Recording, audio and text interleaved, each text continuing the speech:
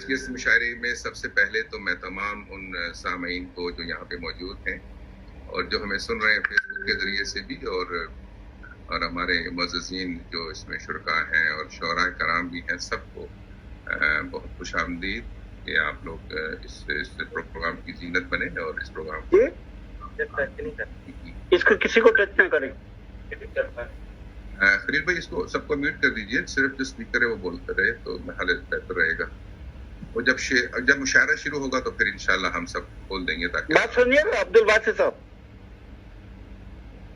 Programme کی طوالت کی وجہ سے محدود شرکائے محفل نظر آئیں گے۔ جیسے کہ آپ جانتے ہیں کہ آج کل جو زوم کا چلن ہے، اس میں اگر بہت سارے لوگوں کو ہم لے آئیں تو جتنی مسردیں ہوتی ہیں اس کے مطابق لوگ آ جائیں تو پھر طوالت بہت ہو جاتی ہے، پھر سننے والے بھی مزہ نہیں پاتے اور سنانے والے بھی تشنا رہ جاتے ہیں کہ کیا سنائے اور کیا رہ جائے۔ تو آج کے اس پروگرام کے 2 حصے ہوں گے۔ پہلا حصہ جو ہے وہ شرکائے کرام جو ہمارے یہاں پہ پاکستان کے اور ہندوستان کے اور یہاں پر کویت میں مقیم لوگ ہوں گے، وہ ہمارے ساتھ ہوں گے۔ بلا شبہ وہ صرف اس پروگرام کے شریک ہی نہیں ہے بلکہ وہ میزبان بھی ہیں ہمارے ساتھ۔ اس میں انجینئر محمد اخلاق صاحب ہیں جو ابھی حال ہی میں امریکہ سے یہاں تشریف لائے واپس، پہلے یہاں پہ کویت میں رہے اور چلے گئے تھے پھر واپس آ گئے۔ مشتاق احمد صاحب ہیں جو کہ کویت ایئرویز میں کام کرتے ہیں، جناب کریم عرفان صاحب، جناب صالح بروٹ اور جناب کوشدار خان، جناب حافظ محمد شبیر صاحب، جناب پیر امجد صاحب، جناب عارف بٹ صاحب، جناب اسد خان صاحب، جناب زبیر شرفی صاحب، جناب ڈاکٹر ریاض خان، جناب مرزا اسد بیگ صاحب، جناب ڈاکٹر شجاع الدین، ڈاکٹر جناب جہانزیب خان صاحب، جناب اجاز احمد صاحب، جناب رانا اجاز صاحب اور جناب حماد صدیقی صاحب، نعمان گمن صاحب اور میاں ارشد صاحب۔ یہ صاحبین جتنے ہیں یہ لوگ کچھ تو اس میں ہماری اس محفل میں شریک ہو چکے ہیں اور کچھ آ رہے ہیں آن لائن میرے ساتھ رابطے میں بھی ہیں،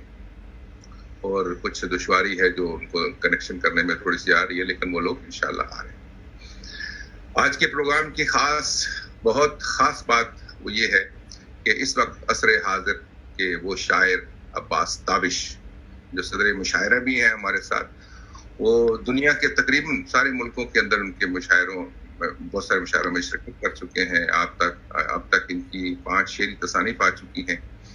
جن میں سے تمہید، آسمان، مجھے دعاؤں میں یاد رکھنا، پروں میں شام ڈھلتی ہے، عشق آباد، جب تیرا ذکر غزل میں آئے، یہ انتخاب شامل ہے۔ اب تک ملکی اور غیر ملکی کئی اعزازات سے آپ کو نوازا جا چکا ہے، اور سب سے اہم بات اگر گوگل بھی کیا جائے تو یہی آتی ہے کہ عباس تابش آج کی غزل کے نمائندہ شعراء میں سے ہیں، اور یہ ایک قابل فخر بات ہے کہ غزل کا نمائندہ ہمارے بیچ میں موجود ہے۔ احمد ندیم قاسمی صاحب عباس تابش کے بارے میں لکھتے ہیں کہ عباس تابش کے نزدیک شعر ایک ذاتی واردات کا درجہ رکھتا ہے، وہ اسے کوئی نظریہ یا کوئی فلسفہ نہیں سمجھتا۔ اگر اس کے اشعار پڑھتے ہوئے آپ پر بھی وہی کیفیات وارد ہوتی چلی جائیں تو ٹھیک ہے، ورنہ دوسری صورت میں عباس تابش آپ کو مجبور تعامل نہیں کرے گا، یہ اس کا مسلک نہیں۔ وہ تو اپنی بات اپنے انداز میں کرتا چلا جاتا ہے، کوئی اس کے تجربے کا حصہ دار ٹھہرتا ہے تو ٹھیک ہے، اگر کوئی اس کے تجربے کا حصہ دار نہیں بن پاتا تو بھی ٹھیک۔ عباس تابش اپنی طبیعت میں نیاز رکھتے ہوئے بھی ذرا ہٹ درم واقع ہوئے ہیں، اور یہی ان کا بڑا مشہور شعر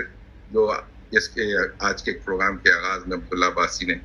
یاد کرایا، اور بہت شعر وہ تو بالکل ایسا ہے جو ہر وقت ہمیں یاد رہتا ہے، اور مجھ جیسے لوگوں کو بہت زیادہ جن کو اپنی ماؤں کے ساتھ بڑا انسیت ہے۔ ایک مدت سے میری ماں نہیں سوئی تابش، ایک مدت سے میری ماں نہیں سوئی تابش، میں نے ایک بار کہا تھا مجھے ڈر لگتا ہے۔ معروف کالم نگار فروخ شہباز وڑائچ لکھتے ہیں کہ عباس تابش کی ہر غزل میں زندہ شعر ملتا ہے۔ بلا شبہ عباس تابش موجودہ غزل کے نمائندہ شاعر ہیں۔ عباس تابش کا ماں جیسی عظیم ہستی پر لکھا گیا ایک شعر، اس محض ایک شعر، شعراء کی کلیات پر بھاری۔